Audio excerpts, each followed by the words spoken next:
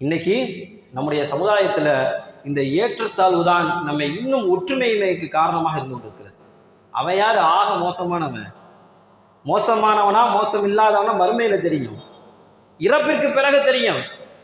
நல்லவன் கெட்டவன் என்ற தீர்ப்பை நாம் எழுதவே முடியாது. இவன் நல்லவன் இவன் கெட்டவன், அல்லாஹ்விடத்தில் அவர் செய்த பாவங்களுக்கு தௌபா செஞ்சு அவர் நன்மையை சம்பாதிச்சிருப்பார், நமக்கு தெரியாது.